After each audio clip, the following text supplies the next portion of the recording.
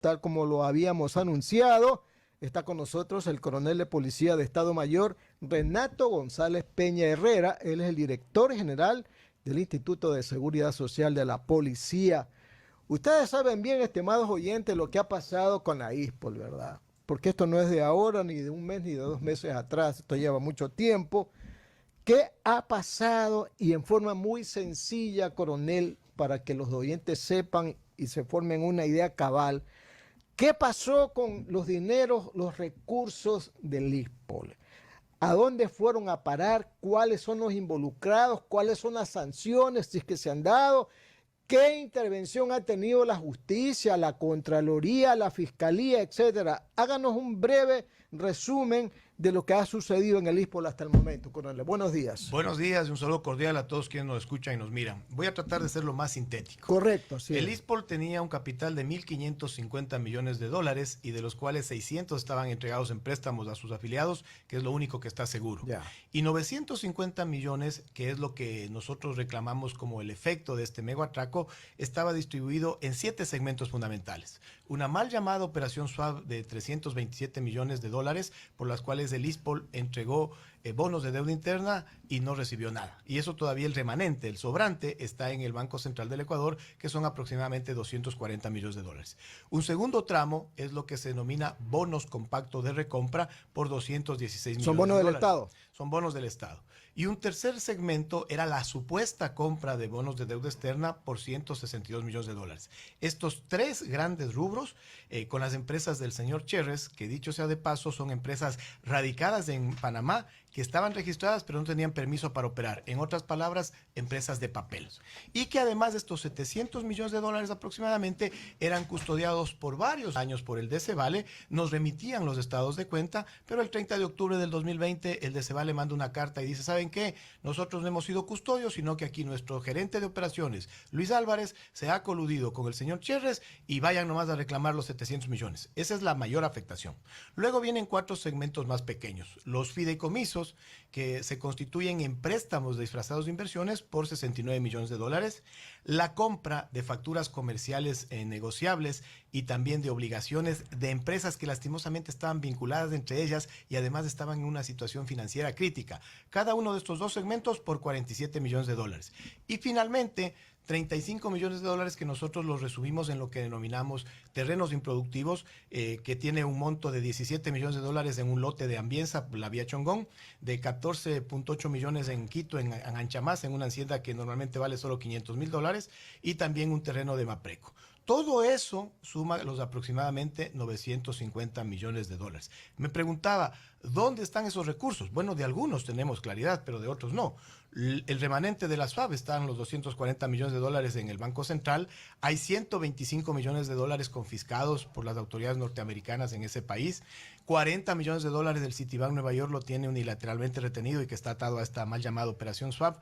Y esos son los valores que están ubicados. Por eso es nuestra necesidad de contratar un consorcio internacional de abogados que sepan y tengan experiencia en ubicación y recuperación de capitales. Y finalmente, respondiendo a qué han hecho en su momento los organismos de control de la época. Bueno, fueron parte de este esquema que no solo le atracó al ISPOL, sino que el ISPOL es la víctima más visible, pero también hay afectación al propio BIES, al Fondo de Santía del Magisterio, a Aseguradora del Sur, a Seguro Sucre. Entonces vamos viendo que fue un esquema que se montó desde las más altas esferas gubernamentales para realizar este atraco de recursos, que además contó con la complicidad en su momento de quienes estaban a la cabeza de las estructuras de control. Me refiero a la Superintendencia de Bancos, a la Superintendencia de Compañías, Valores y Seguros, el propio Banco Central, el Ministerio de Economía y Finanzas, y súmele ahí la participación del Ministerio del Interior, que aunque no tuvo en los primeros años una influencia directa en el ISPOL, sí tenía una influencia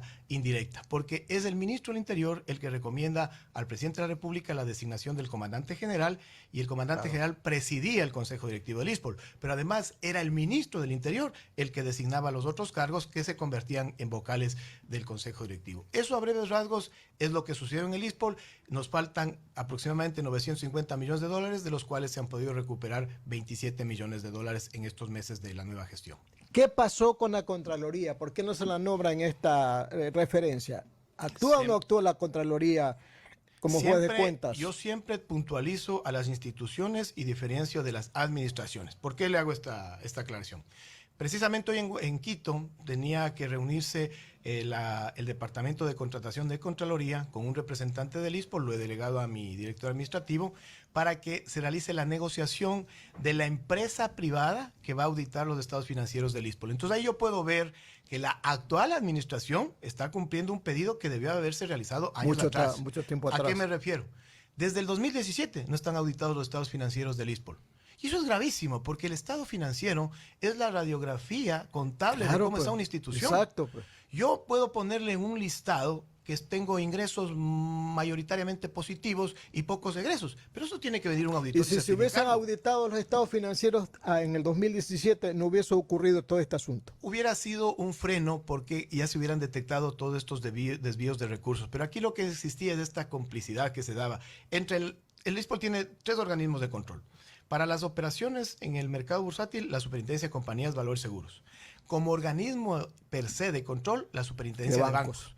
Y finalmente, la Contraloría General del Estado para la parte administrativa. Exacto. Pero usted ve esa negligencia. ¿Y ustedes como institución no tienen control? La auditoría interna, pero recuerde que la auditoría interna pertenece también a la Contraloría General del Estado. ¿Y qué es lo que nosotros hemos detectado cuando asumimos? Un gobierno corporativo sumamente débil. Le doy un ejemplo. El director general de aquella época era director general, secretario del Consejo Directivo, pero además integraba la Comisión de Inversiones y la Comisión de Riesgos. ¿Y por qué lo dejaron ocupar tantos cargos a la vez que estaban enlazados los unos con los otros? Así estaba la estructura, claro, porque era una estructura que viene del año 95, cuando se creó el ISPOL, que tal vez para ese tiempo se lo consideró oportuno, pero que con el paso de los años tenía que haberse modernizado. Lastimosamente aquí no se modernizó absolutamente nada. Mire que recién ayer acabamos de firmar el contrato para que implementemos 3 normas de seguridad importantes. La 37001, que es la antisobornos, la 37301, que es muy nueva, que se llama la compliance, es decir, cuidar la debida diligencia, y por nuestra parte vamos a implementar la 27001. Pero esto tenía que haberse realizado años atrás. Sí, muy tardía la reacción, pero póngase los audífonos, coronel, que lo queremos contactar a nuestro compañero Julio Ayala para que siga con las preguntas. Julio, adelante. Gracias, Alcides, coronel Renato González, mucho gusto de saludarlo. Pero hay una cosa que a uno, hombre llano, que no conoce de estas interioridades que usted nos narra, nos resulta escalofriante. Robarle a la policía es como robarle los huevos al águila. ¿Cómo se pueden producir estas cosas con tanta facilidad? Porque no es que se le robaron una partecita, le han robado prácticamente todos los recursos del ISPOL. ¿Cómo es que se produce esto? ¿Dónde está la responsabilidad de la propia policía? Buenos días, Julio. Lo que sucede ahí es un claro ejemplo de crimen organizado, político, económico, transnacional, como lo hemos defendido. Y si me pregunta cómo ocurrió eso, precisamente con la complicidad de malos elementos de la institución, los que yo denomino delincuentes con uniforme. Porque un policía que delinque no es policía, pues ese es un delincuente vistiendo uniforme, nada más, así de sencillo. Clarifiquemos y dividamos entre blanco y negro. ¿Qué es lo que más... Coronel, pero ¿dónde está? Coronel, pero disculpe la interrupción, pero ¿y qué han hecho para que estas personas, estos malos policías y estas malas personas de otras instituciones ya estén sancionadas? Porque hasta el momento solamente vemos que tratan de recuperar lo robado, pero los que hicieron todo esto están muertos de la risa, pues. Y se seguirán riendo porque tienen demasiada cantidad de dinero, contratan a unos bufetes de abogados que a nosotros nos asombra el cambio dinámico que se da, y que en la parte del ISPOL, en lo que le corresponde a la institución, hemos hecho lo que cabía. ¿A qué me refiero? En su momento fue destituido el exdirector general del ISPOL, el general David Proaño, con la parte administrativa, que es la que estaba en manos de la Policía Nacional. Y luego se presentaron también las denuncias que han avanzado en la Fiscalía General del Estado, que es la institución que dirige los procesos investigativos. ¿Cuál es el inconveniente que nosotros detectamos aquí? El sistema procesal penal ecuatoriano y el sistema penal ecuatoriano están estructurados de tal manera que la investigación de los delitos sea demasiado lenta. Hay una serie de recursos a los que pueden recurrir precisamente, valga la redundancia, estos procesados. Entonces usted tiene, para llegar a definir a un sentenciado, a un delincuente, usted tiene que tener sentencia de primera instancia, de segunda instancia y haber ganado inclusive lo que en el Ecuador se denomina una tercera instancia informal, que es la casación. Pero solo para llegar a la primera instancia, ¿sabe lo que debe durar? La investigación previa para delitos con penas de hasta 5 años de prisión dura 1 año. Y la investigación previa para delitos con penas mayores a 5 años puede durar 2 años. Cuando usted se ha topado con un buen fiscal como el doctor César Suárez, que nosotros lo ponderamos constantemente, que realiza la labor, ¿sabe qué le sucede? Le bombardean de denuncias, le tienen abierto un sumario administrativo de oficio, o sea, lo tienen al borde de salir de la investigación del caso ISPOL y de los casos de los hospitales. Luego, si usted ha tenido esa suerte de tener un gran fiscal, va a la audiencia de evaluación y preparatoria de juicio. Es una lotería. Si se encuentra con un juez decente, les va a llamar a juicio. Pero si se encuentra con un juez que es muy bondadoso y dice, no, no hay suficientes elementos y están sobreseídos. Tiene que apelar. Esa apelación va a una corte provincial. Ahí debe tener la suerte de contar por lo menos con 2 de 3 jueces. Y si esos 2 jueces le dan la razón, recién pasa la etapa de juicio ante un tribunal. Y la primera sentencia, la de primera instancia, no le da la culpabilidad, no es una sentencia ejecutoriada. Tiene que esperar la apelación. Y si gana la apelación, lo que le estoy diciendo de la casación. Y pese a eso, inclusive ya se habla en el país de recurrir a esta ley de doble conforme, es decir, otra instancia más. En definitiva, ¿qué es lo que termina sucediendo? Que quienes tienen los recursos tienen el suficiente tiempo, el suficiente espacio y el dinero para alargar esto lo suficientemente necesario para que se apague y todos nos olvidemos. Pero sin embargo, los delitos de opinión, usted mañana le dice a una persona una calumnia, no le presenta ni siquiera como delito, sino le presenta como contravención y en 10 días usted tiene que pasar audiencia y puede estar sentenciado de 15 a 30 días. ¿Qué se busca? Acallar. Entonces, los delitos financieros, estos delitos contra la administración pública, son de larga data de investigación, pero los delitos de opinión son de muy corta duración. Ahí entiende usted la explicación, Julio. Coronel González, dígame una cosa. ¿Han podido ustedes, con la capacidad que tiene la policía y los contactos internacionales, localizar, por ejemplo, al mago? ¿Dónde está? Cherres. Sí, a Jorge Cherres Miño.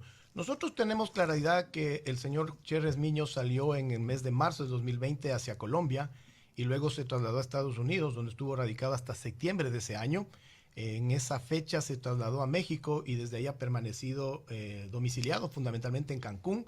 Se ha movido a Ciudad de México y también ha estado por Puerto Vallarta. Yo le digo porque el año anterior que estuvimos en un proceso de mediación en la Procuraduría General del Estado, el señor Cherres se autoidentificó que estaba residiendo en México. Sabemos que está allá. Y hace pocas semanas una persona que goza de nuestra confianza fue quien nos alertó que fue avistado en Puerto Vallarta. Así que sabemos que él está en México, ahora que existe ya la difusión roja de la Interpol, hacemos un llamado público para que las autoridades de ese país nos presten la colaboración oportuna. Pero dígame una cosa, Coronel González, ¿él se está dando la gran vida o anda escondido? Porque yo le digo una cosa, que andar escondido es terrible, así tenga los millones que tenga, es terrible.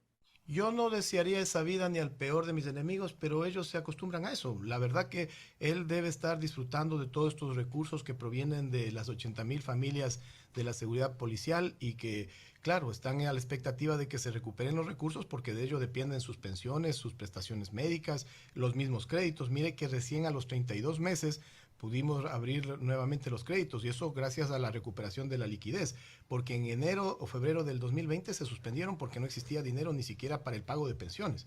Toda esa grave afectación es la que nos ha tocado sortear gracias a un equipo de trabajo, a un grupo de personas que se han comprometido, tanto policías o civiles que trabajan en el ISPOL y que han entendido de la trascendencia de nuestra misión.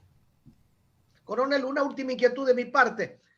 Cuando se denuncia a malos elementos en cualquier institución, yo fui durante 48 años profesor, y en el magisterio también hay violadores, ladrones, bueno, de todo, en todas partes, pero cuando se los denuncia y se los sanciona, ¿eso destruye a la institución o por el contrario, la eleva y hace ver que tiene los mecanismos necesarios como para sanearse? Porque le escuché al señor secretario de Seguridad decir que cuando la Fiscalía hace la investigación en el caso Bernal, está destruyendo a la institución policial. ¿Hasta qué punto es cierto aquello? La depuración nunca puede ser un mal, siempre termina siendo un bien.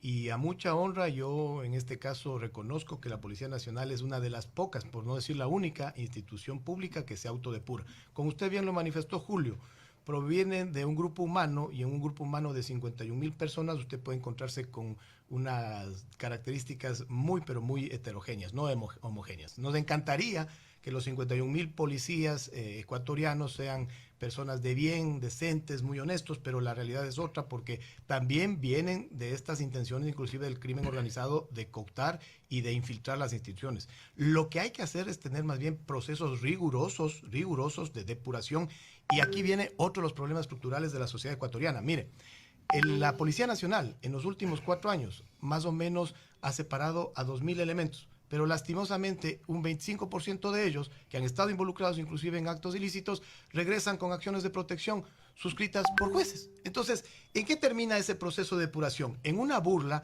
porque este sujeto que ya delinquió en el pasado, que fue separado, que es lo que le corresponde administrativamente, y que luego con una orden judicial regresa, y el Estado tiene que pagarle sus aportes, tiene que pagarle sus sueldos con retroactivo, viene más envalentonado, pues porque él dice, no, yo ya sé cómo es el camino. Así que eso es uno de los graves problemas que lastimosamente no se entiende. Por eso es que la Constitución, en los artículos 158 al 163, ratifica que la Policía Nacional y las Fuerzas Armadas debemos tener nuestras propias leyes. Lastimosamente, en el seno de la Asamblea Nacional, a veces no se comprende eso, y empiezan a politizar las leyes que tienen que ver con la Policía Nacional, como sucedió en el caso de la Ley de Uso Progresivo de la Fuerza, que en vez de constituirse en un cuerpo normativo que robustezca la lucha contra el crimen organizado fundamentalmente, termina siendo una camisa de fuerza para los policías que salen a este combate. Coronel, una última cosa. A mí me tocó en alguna época ser director nacional del registro civil, y ahí había podredumbre, pero que daba miedo. Y me pasaba exactamente lo que usted acaba de narrar. Yo sancionaba a un empleado por sinvergüenza, por inmoral, por ladrón, y al poco tiempo regresaba y había que pagarle todo y devolverle el puesto que ya muchas veces había sido ocupado por otra persona. Pero entonces yo dije, bueno, esto no puede continuar. Y en lugar de abrirles expedientes administrativos, que son un canto de sirena, ¿no? En lugar de abrirles expedientes administrativos, directamente los denunciaba en ese entonces ante la intendencia y le sacaba boleta de captura. Y entonces, ¿qué pasaba? Que el funcionario huía. Y como cuando huyen a los 3 días de inasistencia al trabajo se los puede sancionar, pude sacar a más de 200 malos servidores que había en el registro civil. Es decir, hay que crear también, hay que inventarse mecanismos para poder sanear las instituciones, porque si seguimos con estos procedimientos que usted acaba de narrar y que yo sí los conozco, no vamos a tener nunca una verdadera depuración de las instituciones, coronel González. Plenamente de acuerdo, y mire que la institución policial en ese caso ha dado avances porque somos la única institución que realiza pruebas de evaluación integral de confianza para el ascenso a ciertos grados. ¿Por qué le digo a ciertos grados? Porque lastimosamente los recursos no alcanzan para hacerlo a todo, y me refiero que una prueba integral de confianza constituye desde un análisis socioeconómico, desde una prueba de consumo de sustancias sujetas a fiscalización, también la prueba poligráfica, que es referencial, no es determinante, pero es importante también realizarlo, y pruebas psicológicas. ¿Cuál es el problema nuevamente, Julio? Que usted llega a un nivel de ascenso, determina los que deben continuar la carrera y los que no deben continuar la carrera, ¿y a dónde cree que recurren los que no son ascendidos? Otra vez a esa justicia que está lastimosamente prostituida, y obtienen una acción de protección y vienen disposiciones de poco menos que haciéndales, porque si deberían venir acciones de que vuelva a calificarles, el resultado va a ser el mismo.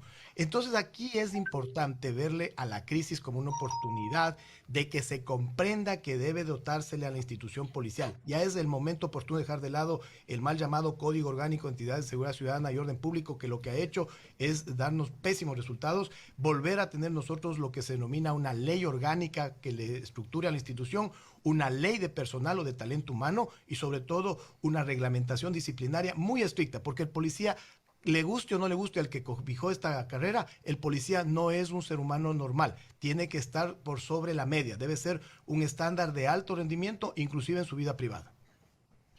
Alcides, por favor, continúe. Correcto. Se ha dicho, coronel González, que el caso Ispule es un claro ejemplo de delincuencia organizada, ¿verdad? Ya.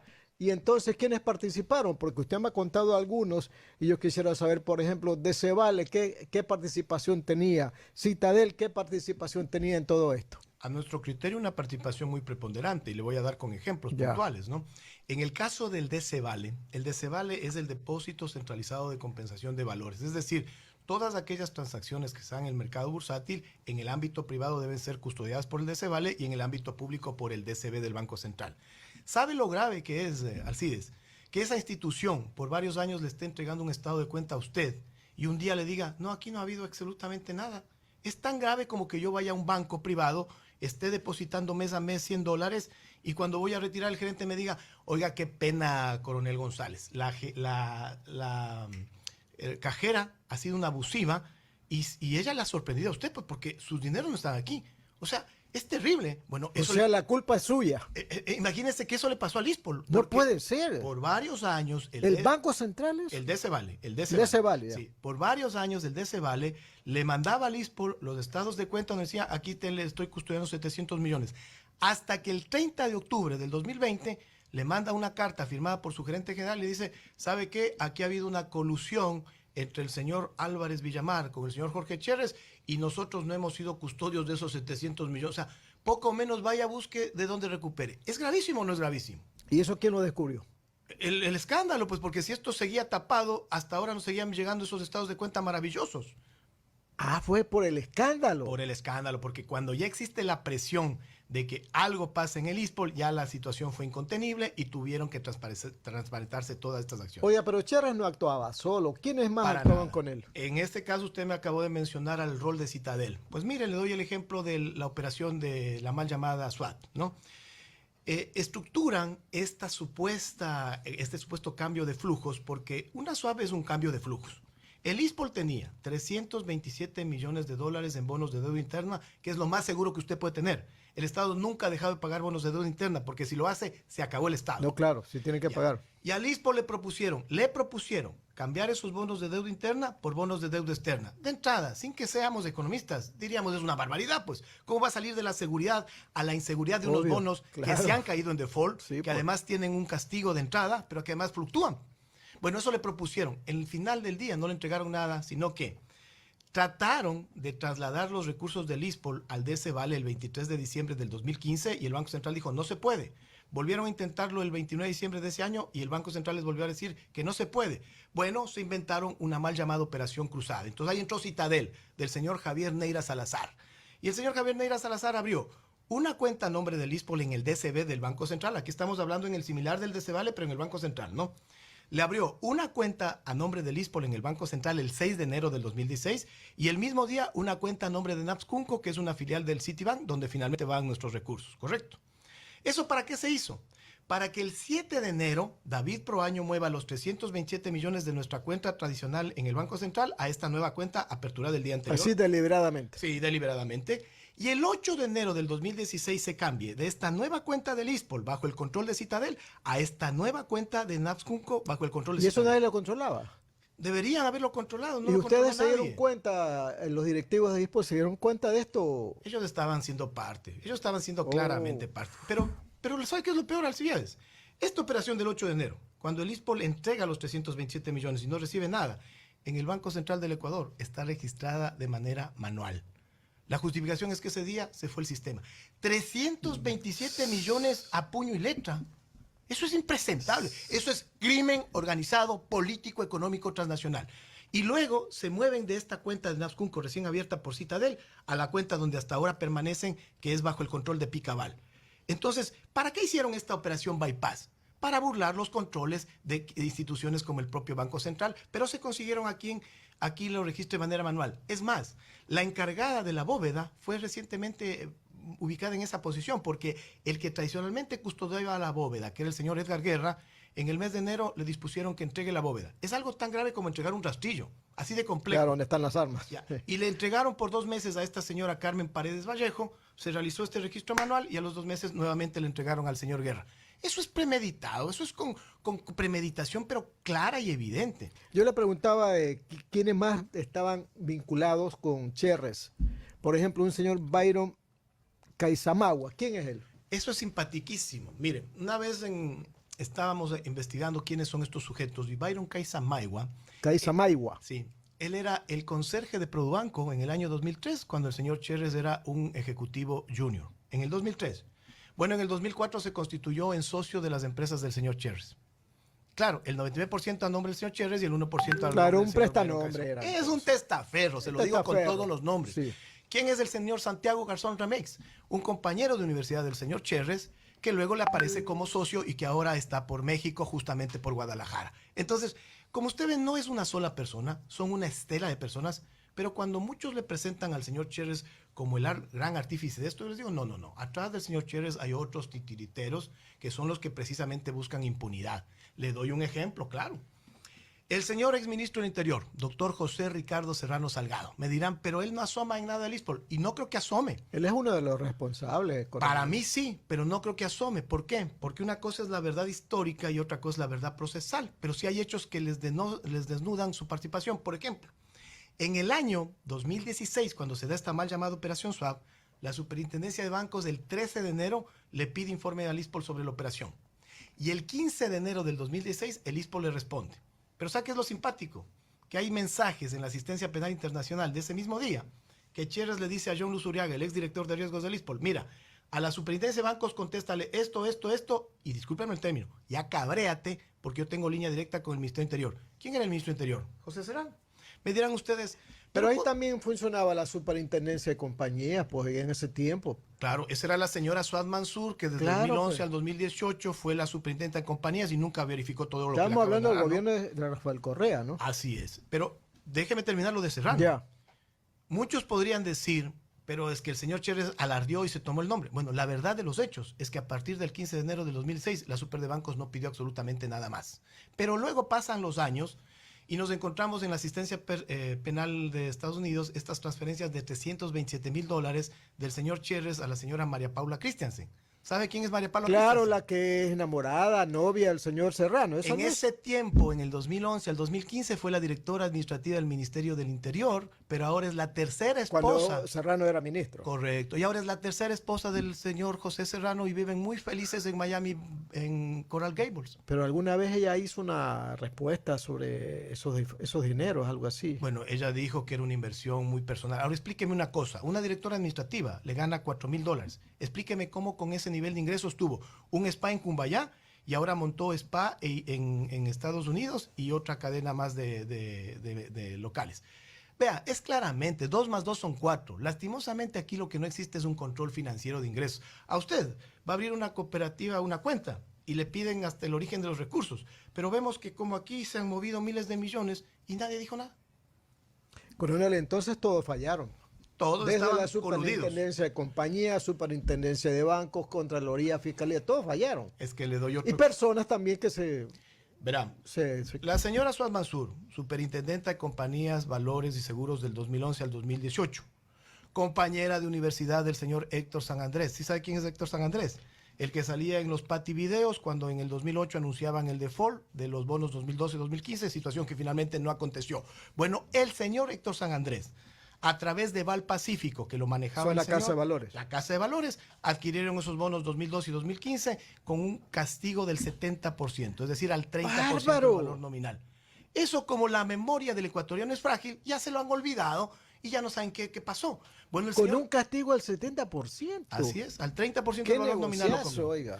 Es que obvio, pues, si yo anuncio al mercado que no voy a pagar, el que tiene esos bonos se los quiere deshacer a lo que asome. Pues.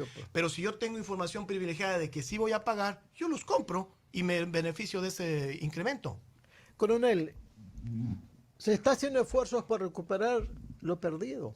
Todos los días. Nosotros, como le manifesté, hemos recuperado $27 millones en estos meses de gestión. Oiga. Suena poco, pero no es una cifra menor. Para los 950 millones, sí. Yo diría, bueno, si recuperan la mitad, desen por alegres y felicitados. La verdad que mis optimistas predicciones son mayores, porque de los 950 millones yo creería que sí podríamos recuperar unos 2/3, es decir, de 500 a ver, ¿dónde están esos dineros para poder recuperarse? De entrada, los 240 millones de bonos de deuda interna que están en el Banco Central. Ya. Súmele a eso los 40 millones del Citibank Nueva York. ¿Esos bonos cuándo se podrán hacer efectivos? Bueno, nosotros estamos haciendo gestiones administrativas, judiciales y extrajudiciales. Son los bonos que están inmovilizados por orden de la señora. No tiene fecha de caducidad ni nada. No, esos tienen prolongación de pagos hasta el 2034. Ganan intereses y todo. Sí, ganan intereses y están inmovilizados. Allá por lo menos cortamos el de sangre, ¿no? Claro. Pero a esos dos... ¿Pero ustedes quieren recuperar esos dinero o seguir con el pago de los intereses pertinentes? Tenemos que recuperar, porque si esto no se recupera, la gravedad de la afectación es terrible. Mire, cuando yo asumí el ISPOL, teníamos dinero para pagar 2 meses de pensiones. 2 meses de pensiones. hemos podido recuperar los créditos. Ustedes tenían 1.500 ¿cuántos millones de capital? 1.550 millones de dólares y se nos llevaron 950. Es una afectación O del sea, no 60%. podían pagar pensiones, no podían hacer préstamos y quirografar y hipotecario, nada. Y súmele el estado del sistema de salud que no tenía recursos. O sea, todo Oye, y eso la es gente, afectación. los afiliados y jubilados, ¿qué decían? Terrible, pues porque empezaron ahí los reclamos. Hasta Oye, ahora no ¿quién hemos no, podido pues, no? recuperar el sistema de salud policial. Hemos ya abierto los créditos y hemos pagado puntualmente las pensiones. ¿Pero con cuántos fondos? Porque Se abren los créditos. hay dos, bueno, la ventaja, miren, en estas últimas semanas yo me siento muy orgulloso. Hemos logrado colocar 260 millones de dólares en 10,000 operaciones crediticias, que no es una cifra pequeña. Hemos roto inclusive el récord del ISPOL en colocar inversiones. Por lo menos están levantando la confianza perdida con este asunto. Pero Y en tasas, ¿cómo están? ¿Subieron Muy las tasas? conveniente. No, algunos créditos que habían estado, esa es otra movida que hicieron estos fascinerosos. Las tasas del ISPOL en años anteriores estaban en niveles más altos. Yo no sé si adecuados o no adecuados, pero en niveles más altos. Bueno, a partir del 2013, justo cuando empezaron a hacer estas operaciones, las bajaron al mínimo legal para tenerle contento al conglomerado policial con unos créditos muy atractivos y a una tasa de interés bajísima, ¿no? Correcto. Así la mantuvieron 7 años incumpliendo la normativa que dice que se revisen semestralmente las tasas de interés. Venimos nosotros con una nueva administración, se hacen los estudios doctorales y hemos revisado las tasas de interés y realizamos un reajuste. ¿Y cómo están cobrando? Mire, súper conveniente. Un crédito hipotecario en el ISPOL está en el 7%, que es muy atractivo. Un crédito de mayor cuantía, de unos valores altos que se dieron años anteriores, está en el 8%. El crédito quirografario normal de 25,000 y 35,000 dólares está en el 9.15%. Y un crédito de consumo, que era una barbaridad, mantenerlo al 7%, lo subimos al 9.75%. Pero en definitiva nosotros tenemos unos niveles de intereses mucho más convenientes que todo el mercado. Coronel, si usted me deja un ratito para pasar unos cortes comerciales para seguir en el diálogo. Adelante, Isaí. Atalaya, un nombre que hace historia en su dial. El siguiente es un espacio publicitario apto para todo público. Cada gota de agua cuenta y depende de nosotros cuidarla. Mantén tu llave cerrada si no la estás usando. Revisa periódicamente las instalaciones de tu casa para evitar fugas. Si cuidas tu agua, cuidas tu bolsillo. Este es un mensaje de EMAPAC a la comunidad. Autorización número 324. CNE, elecciones 2020. Prefectura del Guayas presenta Guayas Chefstival. Eventos que buscan a través del turismo, música y gastronomía reactivar la economía local. Los esperamos en Naranjal, sábado 1 y domingo 2 de octubre. Durán, 22 y 23 de octubre. Guayaquil, del 22 al 27 de noviembre en el Centro de Convenciones. Y en Playas, el sábado 10 y domingo 11 de diciembre. En Guayas, la reactivación turística. ¡Va! Prefectura del Guayas. Autorización número 315. CNE, elecciones 2023. Con sus programas, la empresa pública DACE trabaja por el bienestar de la comunidad. Generación Digital apoya a los jóvenes en su vida académica y profesional con una tablet con teclado Bluetooth, protector y ranura para chip. Maestros Ejemplares capacita a los docentes y directivos de la ciudad para que puedan brindar educación de calidad. Las becas de excelencia académica construyen nuevas oportunidades para nuestros estudiantes. El albergue municipal Volver a Soñar brinda esperanza a personas sin hogar que tienen la oportunidad de salir adelante. Estos son algunos de los programas de la empresa pública DACE, que han beneficiado a más de 1 millón de personas que ahora pueden superarse. Alcaldía de Guayaquil. Inmobiliar te invita a la próxima subasta pública de bienes inmuebles del mes de septiembre. Tenemos un catálogo nacional de bienes entre terrenos, departamentos, edificios y locales. Las visitas técnicas serán los días martes 20 y miércoles 21. Presenta tu oferta el jueves 22 y viernes 23 de septiembre en las oficinas de Inmobiliar en Quito, Guayaquil, Puerto Viejo y Cuenca. Revisa el catálogo de bienes y más detalles de la subasta llamando a 1-800-466-624 o ingresando a www.inmobiliariapublica.es. Inmobiliar, bienes en venta todos los meses. Autorización número 445. CNE, elecciones 2023.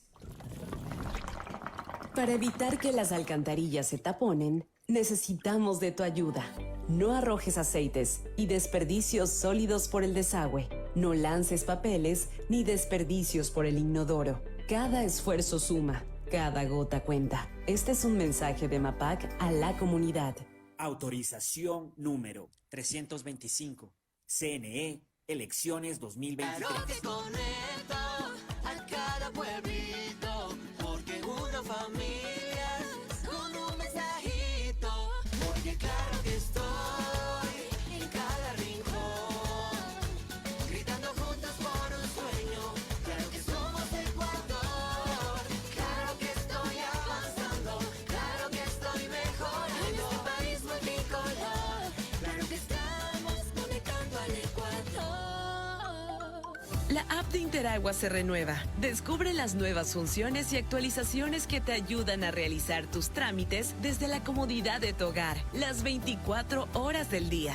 Lleva el control de tus consumos, mantén tus pagos, conoce en tiempo real lo que pasa en tu sector, resuelve tus consultas con nuestros asesores en línea. Y ahora nuestra nueva agente virtual Suri está lista para resolver cualquier solicitud por WhatsApp al 098 50 14 69 3, en la aplicación móvil, página web o en nuestras redes sociales. Mantén el control del agua con las soluciones inmediatas que Interagua trae para ti. Descarga la aplicación de Interagua, disponible para Android y iOS. La CNTEP tiene como objetivo ser la principal proveedora de telecomunicaciones del país, con la oferta más competitiva del mercado, acceso, conexión, servicios de calidad y visión social. La empresa trabaja para que las y los ecuatorianos tengan acceso a la tecnología y conectividad. La corporación brinda productos que conectan vidas, especialmente de las poblaciones más vulnerables y de los sectores más alejados del país. La estatal devuelve sus recursos en beneficio del Ecuador, que se reinvierten en proyectos para mejorar la condición de vida de los ciudadanos. La CNTEP crece e innova constantemente, ya que está comprometida con la transparencia, eficiencia y sobre todo la rentabilidad social. Trabajamos por mantener los servicios bajo condiciones de calidad que aporten a reducir la brecha digital, al bienestar de las personas y a afrontar los retos que el futuro nos depara. Autorización número 73. CNE, elecciones 2023. Cada gota de agua cuenta y depende de nosotros cuidarla. Mantén tu llave cerrada si no la estás usando. Revisa periódicamente las instalaciones de tu casa para evitar fugas. Si cuidas tu agua, cuidas tu bolsillo. Este es un mensaje de EMAPAC a la comunidad. Autorización número 324. CNE, elecciones 2023. ¿Cómo medimos el progreso de un país? Podemos empezar midiendo los kilómetros que junto a Electrocables hemos recorrido, en los que hemos construido grandes logros que hoy nos acompañan, iluminando los caminos del desarrollo, dando calidad y seguridad a la energía, que ha llevado a Electrocables a obtener las certificaciones más exigentes. Arrancamos con una convicción y un compromiso. Y hoy Electrocables cumple orgullosamente 40 años haciendo las cosas bien. Inmobiliar te invita a la próxima subasta pública de bienes inmuebles del mes de septiembre. Tenemos un catálogo nacional de bienes entre terrenos, departamentos, edificios y locales. Las visitas técnicas serán los días martes 20 y miércoles 21. Presenta tu oferta el jueves 22 y viernes 23 de septiembre en las oficinas de Inmobiliar en Quito, Guayaquil, Puerto Viejo y Cuenca. Revisa el catálogo de bienes y más detalles de la subasta llamando a 1-800-466-624 o ingresando a www.inmobiliariapublica.es. Inmobiliar, bienes en venta todos los meses. Autorización número 445. CNE, elecciones 2023. Hola, soy Gustavo Alfaro y tengo un mensaje para ti. Escoge tu 5 y calienta, porque Banco Guayaquil, el Banco de la Tri, lo lleva a Qatar. Regístrate en elbancodelatri.com y acumula oportunidades para ganar comprando con tus tarjetas y usando tu app de Banco Guayaquil. Tendremos un ganador con 5 acompañantes. Ya lo sabes, escoge tu 5 y calienta, porque el Banco de la Tri te lleva a Qatar. Banco Guayaquil, el Banco de la Tri, patrocinador oficial de la selección ecuatoriana de fútbol. Fin del espacio publicitario. Usted está escuchando un programa de opinión. Categoría O, apto para todo público. Atalaya, orgullo de Guayaquil. Guayas, orgullo del Ecuador.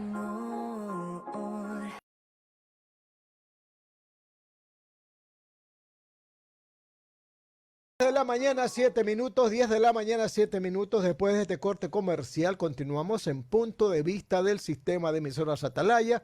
Estamos en este interesante diálogo con el coronel de Policía de Estado Mayor, Renato González Peña Herrera, quien es el director general del Instituto de Seguridad Social de la Policía. No sé si Julio está con nosotros para que continúe con las preguntas, Julio. Bueno, sigamos. Sí, estoy con ustedes, mi querido Alcides. Sí, estamos Diga, allí. Julio. Sí, coronel González, hay situaciones que a uno le preocupan fundamentalmente dentro de la institución policial. Y yo soy de las personas que creo en la policía, creo firmemente en la policía y creo que es una institución a la que la debemos respaldar porque es la única esperanza que tenemos en esta época de gran inseguridad de un accionar positivo, ¿no? Yo no veo otros elementos, pero le quiero preguntar algo que está fuera del tema del ISPOL. ¿Se está preparando la policía para enfrentar este enorme reto, ya no de una delincuencia común, sino de una delincuencia organizada? ¿Se está preparando? ¿Hay mecanismos para confiar en que podemos tener esperanzas de que vamos a enfrentar este crimen organizado? Sí, en la policía no de ahora, de años atrás. Yo mismo en el año 99 participé de una de las unidades élites mayor importancia, que fue la Unidad de Investigaciones Especiales. Lastimosamente, luego por consideraciones políticas la eliminaron porque era una de las instituciones dentro de la Policía Nacional que tenía mayor prestigio internacional. Y la capacitación es permanente en varias de las aristas que debe enfrentar el crimen organizado, porque justamente cuando hablamos de crimen organizado son estructuras nacionales y supranacionales que se coordinan de una manera muy estratégica y por eso vemos ya en el país la presencia de carteles mexicanos y colombianos.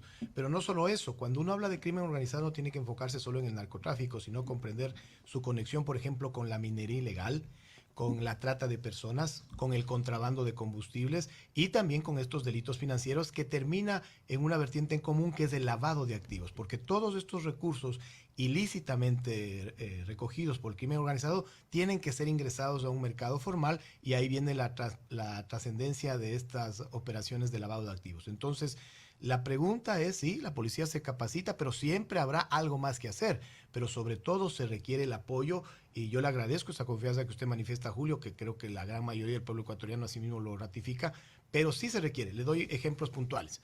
Hasta el momento el Ecuador no es suscriptor del convenio de Budapest para la lucha contra el cibercrimen, que es algo necesario. Hasta el momento el Ecuador no tiene una nueva ley de inteligencia y de ciberinteligencia.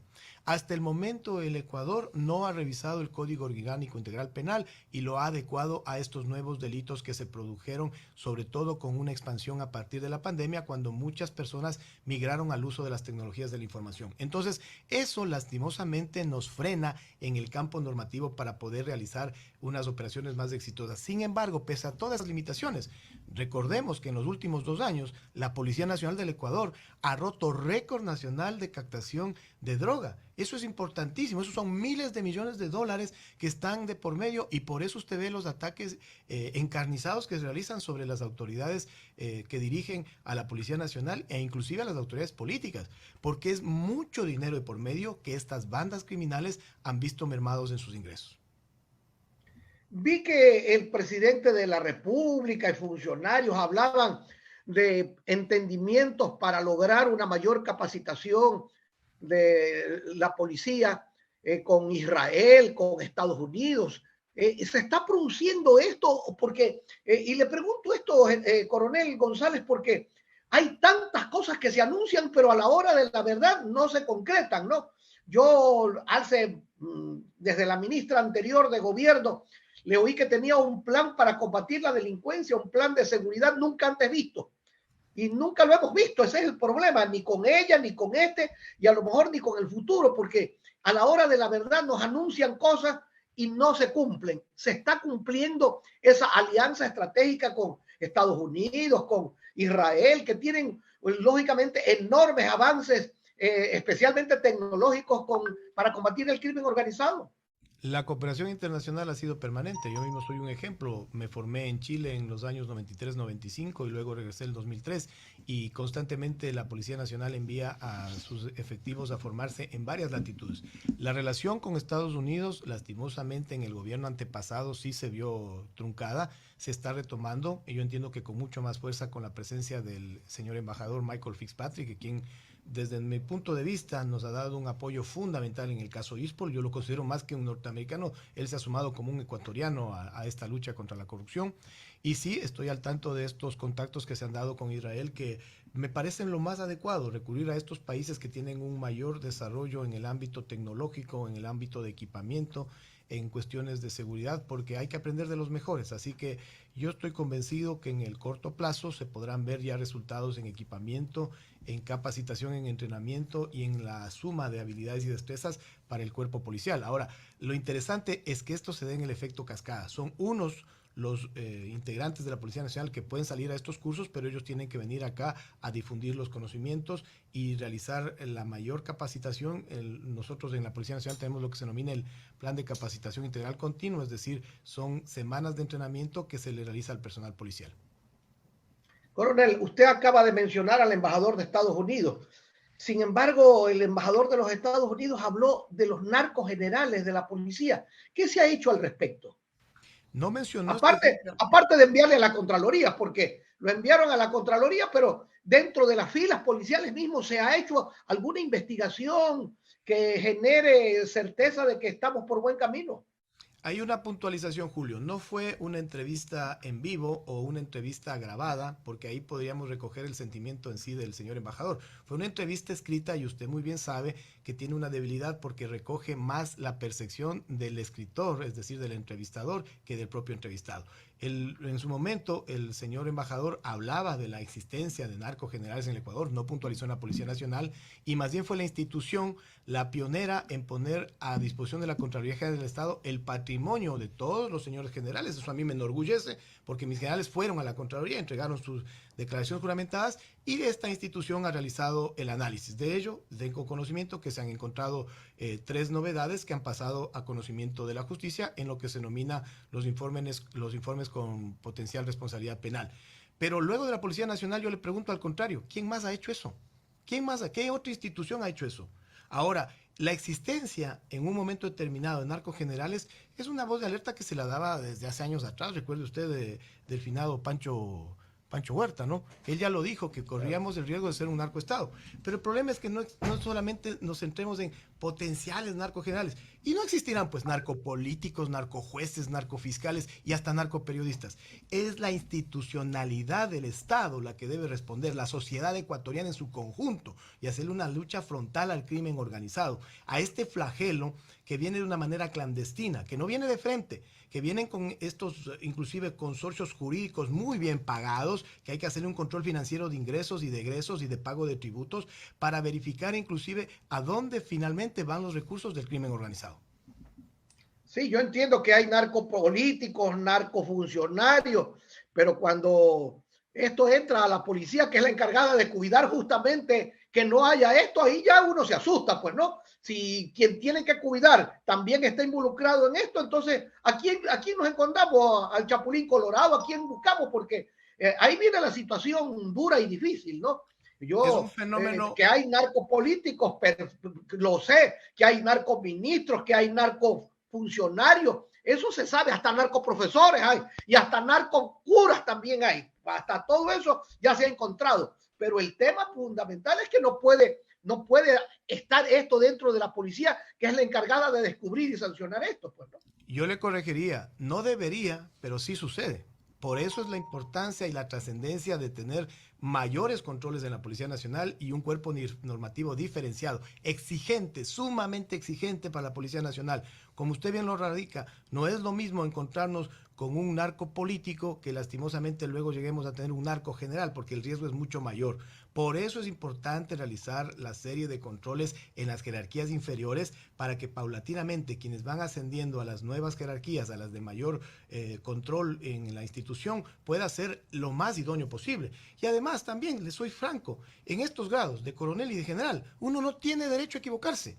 una equivocación en estos grados, uno tiene que estar preparado con su maletita para irse a la casa en el mejor de los casos, y si no, lastimosamente tendrán que ir a pagar sanciones penales. Pero lo fundamental es que se comprenda que los controles, las pruebas de evaluación integral de confianza, los mecanismos de autodepuración, los cuerpos normativos especiales que requieren las fuerzas de seguridad, no son un capricho institucional, no nos están dando una canonjía, son necesarios precisamente para preservar que estas instituciones básicas en la estructura del Estado se mantengan lo más incólumes posibles. Pero, general, hay una situación. Esta autodepuración no debería contar con una depuración manejada desde el exterior, porque yo me pregunto una cosa. ¿Un cabo de la policía podrá denunciar a un coronel de la policía con efectividad, con la situación de que no le va a pasar absolutamente nada? Porque allí el viserazo funciona, pues. ¿Podrá funcionar eso de que ustedes mismos se investiguen y ustedes mismos se sancionen? Yo he visto una evolución en la institución que ingresé en el año 92 a la de ahora del 2022, 30 años después, y yo veo que sí se dan esos casos. Permítame refutarle y decirle que sí hay casos en que subalternos han presentado documentos en contra de sus superiores, y eso hay que potencializarlo. O sea, mientras más controles existan horizontales y verticales, está bien. Nunca será mal visto en la cooperación internacional, más bien hay que dotarlo de eso. Si mañana una comisión de la ONU quiere ser parte de un proceso de depuración de la Policía Nacional, hay que recibirlo para bien.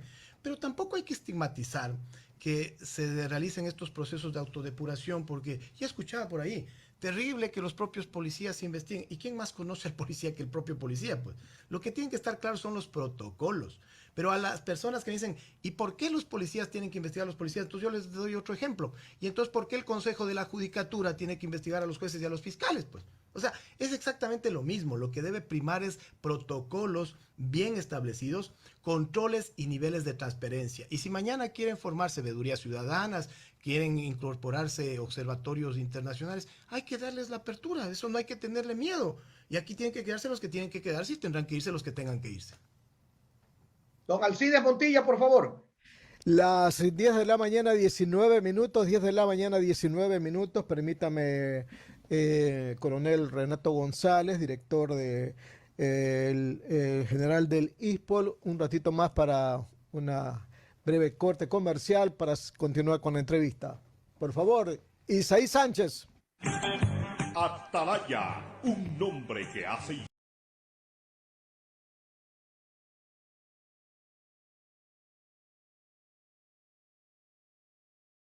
10 de la mañana, 25 minutos, estamos dialogando con el coronel de Policía de Estado Mayor, Renato González, director general del ISPOL. Algunas últimas preguntas, coronel. La Interpol ya emitió la difusión roja para localizarlo a Cherres, ¿verdad? ¿Se podrá extraditarlo?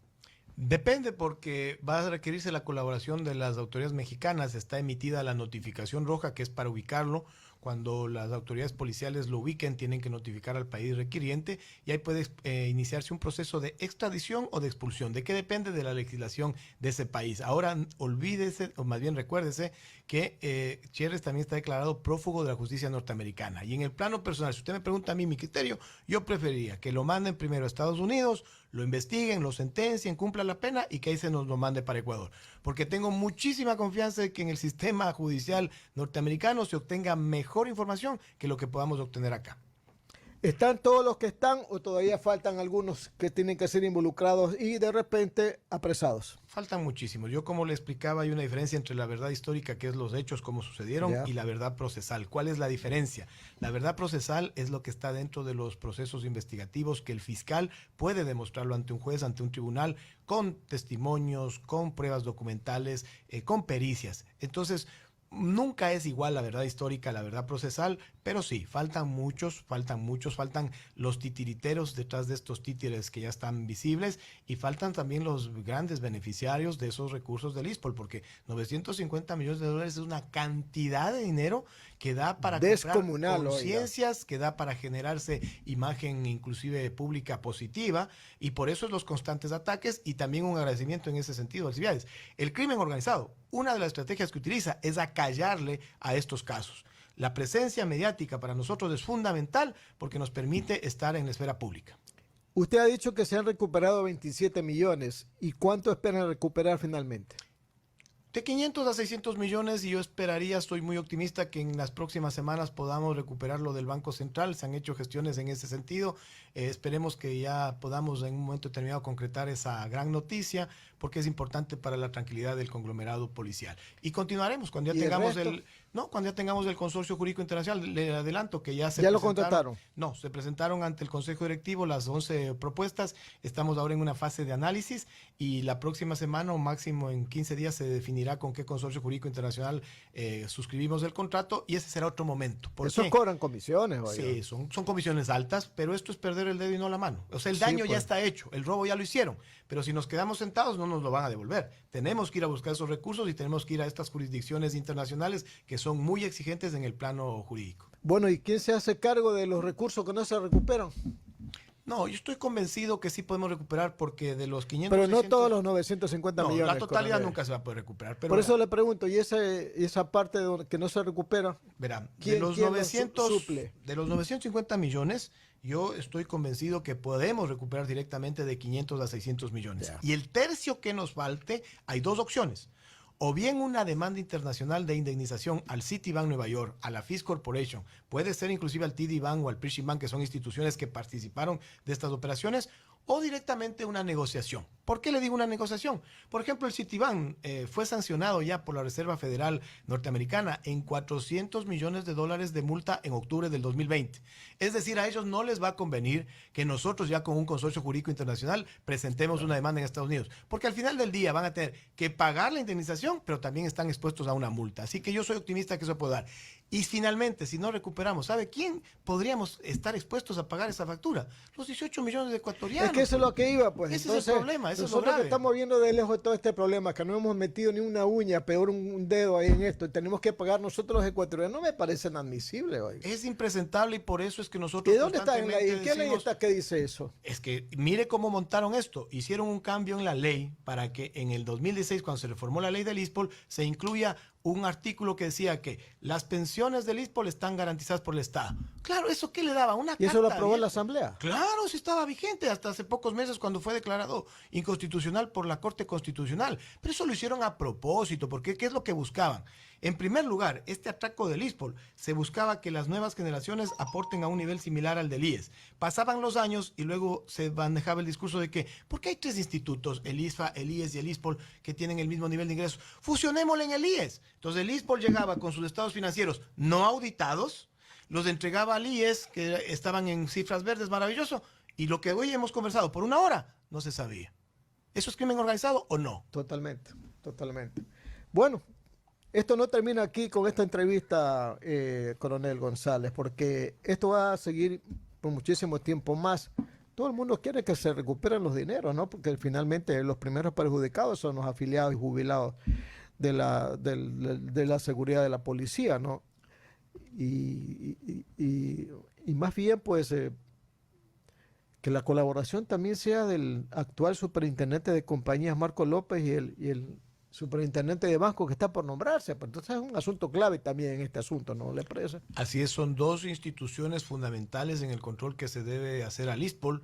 La Superintendencia de Compañías, Valores Seguros, como le manifestaba, en el ámbito bursátil, y la Superintendencia de Bancos con mayor razón, porque la Superintendencia de Bancos es el órgano por naturaleza de control del ISPOL, recibe los reportes de inversiones, pero además el superintendente de bancos es una figura trascendental para el Estado, porque no controla solo la seguridad social, controla el sistema financiero, que no es cosa menor. Mucho cuidado con los bancos en el país, porque es parte fundamental para la sostenibilidad de la dolarización.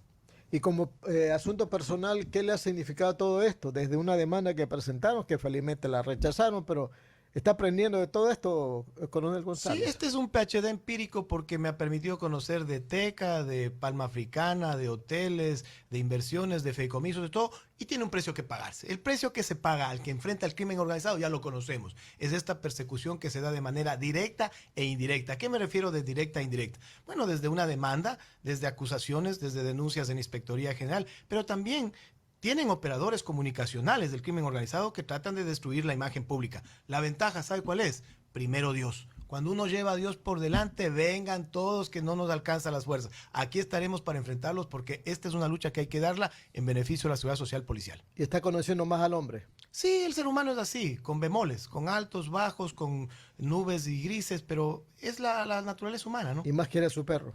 A veces porque lastimosamente el perrito es fiel, pero yo le soy franco. Yo he recibido muchísimo cariño del conglomerado policial. Yo me he desplazado por el país firmando convenios de salud y cuando yo veo a ese anciano de 85, 86 años que me dice con respeto, mi coronel, siga luchando. Esa es una fuerza que no la claro, debe un apoyo espiritual también. Esas son las que yo llamo condecoraciones para el alma.